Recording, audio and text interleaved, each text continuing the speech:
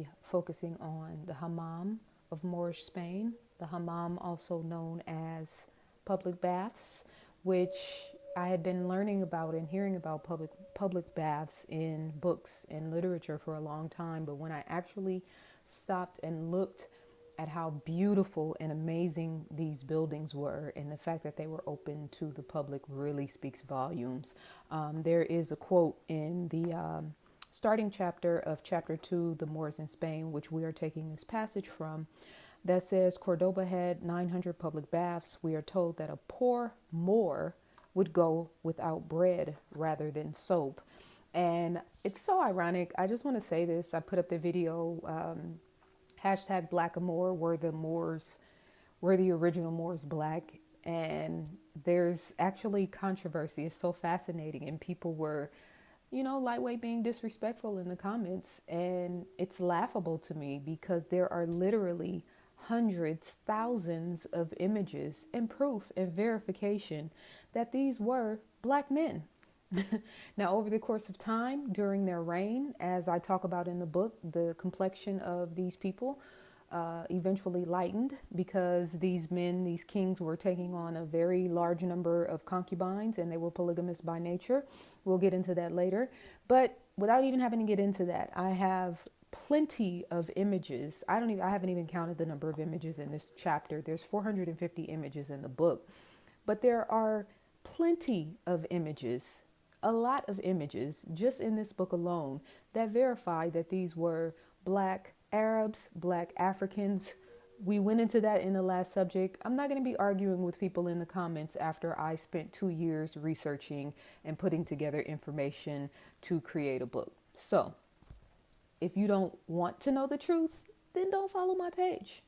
With that being said, I was very fascinated by the architecture and the beauty and the intricate details that are found within the hammams or the public baths. Moorish Spain also excelled in city planning. The elegance of their cities was astonishing. According to one historian, Cordoba had 471 mosques and 300 public baths. The number of houses of the great and noble were 63,000 and 200,077 of the common people. There were upwards of 80,000 shops. Now, I just want to make sure that we're clear because there are a couple of different quotes that reference the number of public baths. So the first one I read said 900 public baths. The second one had 300 public baths. These are referencing different historical scholars. History scholars, is that what I should say? Historians, that's a better word. So I'm quoting directly different historical history scholars. And then there's another passage in here that says another number. But the bottom line is we know that through the pictures and the images and the proof that these great architectural, beautiful buildings of grandeur were built by the Moors in Spain. The Alhambra in Granada or the mosque in Cordoba are possibly the best representatives of the Andalusian legacy, but there are also many other examples that cannot be overlooked. For example, the Arab baths or hammam. These are authentic Islamic architectural works that were also meant to remain and become a part of Hispanic culture. They were very intimate rooms where the daily life of the Muslim society took place, often unknown to the Christians and Jews of the time. Today, it is possible to visit some of the Arab baths that have stood unchanged throughout time. Public baths of Moorish Spain are one of the most important historic and architectural aspects of Granada, as they are symbolic evidence of the city's regional turmoil all those centuries ago. The baths were built by the Moors because they believed water was a symbol of purity, and so used it to clean their bodies, whilst the Christians, on the other hand, believed this to be decadent and heathen behavior, eventually having the majority destroyed with only a few remaining. It's easy to forget how important the baths were in Moorish life. They were a key focal point for social activity, second only to the mosque.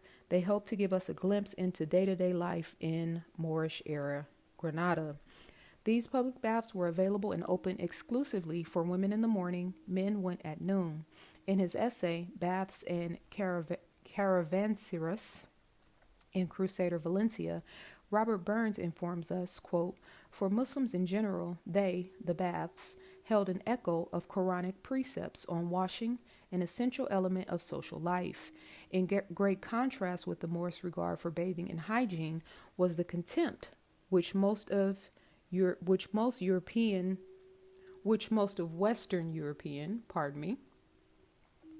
I